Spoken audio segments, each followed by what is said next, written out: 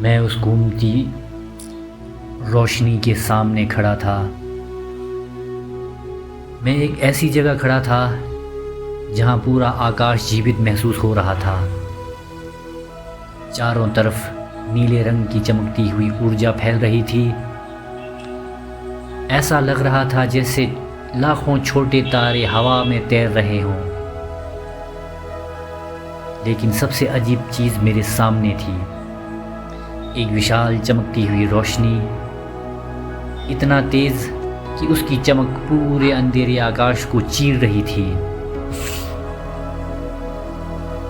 और उस रोशनी के बाहर अनगिनत ऊर्जा के कण लगातार गोल गोल घूम रहे थे, धीरे लेकिन लगातार, जैसे पूरा ब्रह्मांड उसी रोशनी के चारों तरफ घूम रहा हो। मैं उस दृश्य को लगातार देखता रहा। अचानक मेरी नज़र बाईं तरफ गई, जहाँ एक विशाल काला गोला था, पूरा अंधकार, लेकिन उसके पीछे हल्की पीली चमक फैल रही थी, जैसे अंधेरे के पीछे कोई रोशनी छुपी हो। और सबसे अजीब बात, उस काले गोले के बाहर लगातार ऊर्जा घूम रही थी, धीरे धीरे, गोल गोल, जैसे वो किसी अदृश्य शक्ति से जुड़ा हो। उसी पल मुझे एहसास हुआ, शायद पूरा यूनिवर्स सिर्फ प्लैनेट्स और स्टार नहीं, शायद यह ऊर्जा का एक विशाल जाल है, जहां हर चीज़ एक दूसरे से जुड़ी हुई है। और शायद इंसान भी उसी ऊर्जा का हिस्सा है। मैंने फिर उस चमकती हुई रोशनी की तरफ देखा। अब उसका घूमना पहले से तेज़ लग रहा था, और जितना मैं उसे देख रहा था उतना मेरा दिमाग, मेरा माइंड शांत होता जा रहा था।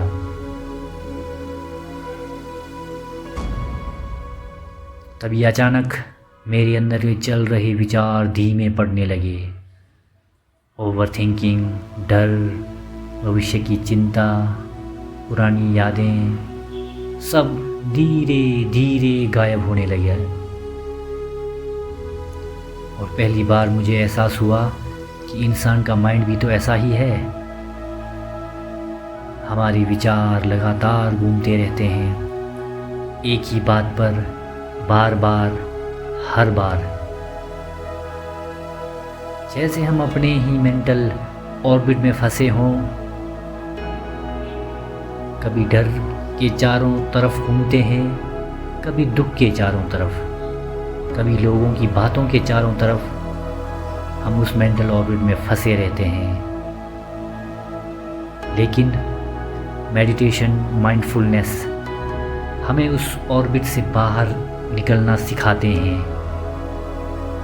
क्योंकि जब इंसान अपने थॉट्स को ऑब्ज़र्व करना शुरू करता है तो वो पहली बार खुद को समझने लगता है। मैं धीरे धीरे रोशनी के करीब देखता रहा। अब उसकी चमक पूरे मेरे शरीर में पड़ रही थी। ऐसा लग रहा था जैसे वो सिर्फ बाहर नहीं, मेरे भीतर फैल रही हो।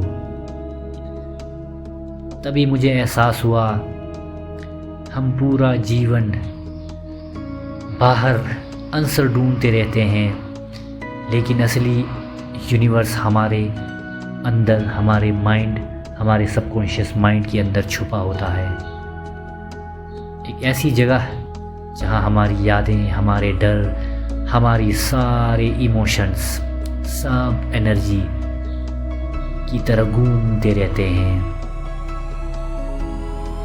और जब इंसान शांत होकर खुद को देखता है, तभी वो उस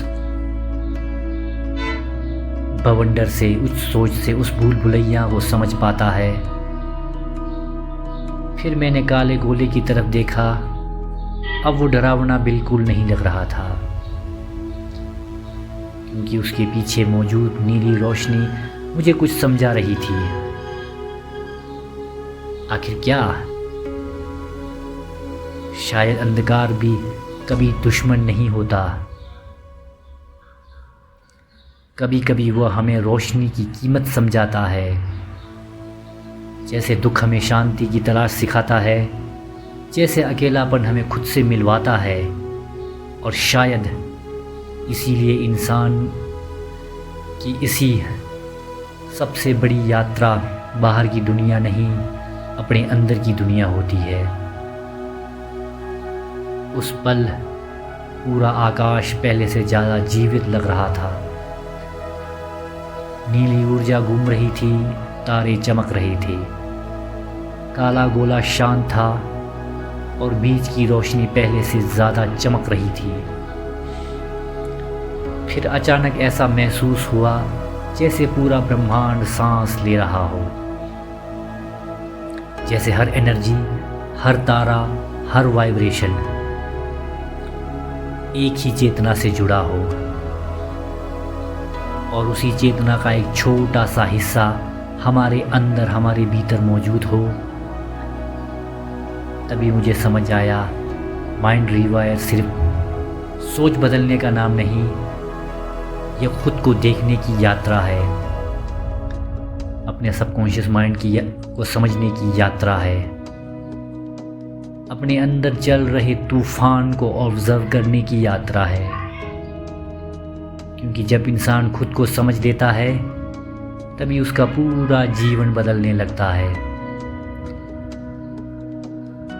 फिर आखिरी बार उस चमकती रोशनी की तरफ देखा। अब वो सिर्फ एक कॉस्मिक लाइट नहीं लग रही थी, वो मेरे अंदर की शांति जैसी महसूस हो रही थी। और तब मुझे एहसास हुआ, असल ब्रह्मांड शायद बाहर नहीं, हमारे भीतर घूम रहा है। अगर तुम भी कभी अपने विचारों के बीच में खो जाओ तो एक पल के लिए शांत होकर खुद को देखना, क्योंकि तुम्हारे अंदर भी एक यूनिवर्स मौजूद है जहाँ डर भी है, अंधकार भी, लेकिन उसी के बीच एक रोशनी भी लगातार चमक रही है। और शायद वही तुम्हारा असली स्वरूप है। यही जर्नी है माइंड रिवायर की, जहाँ इंसान धीरे धीरे खुद से जुड़ना सीखता है। तो सब्सक्राइब कीजिए और बने रहिए इस चैनल पर, अपने आप को जानने के लिए, अपने माइंड को रिवायर करने के लिए। धन्यवाद।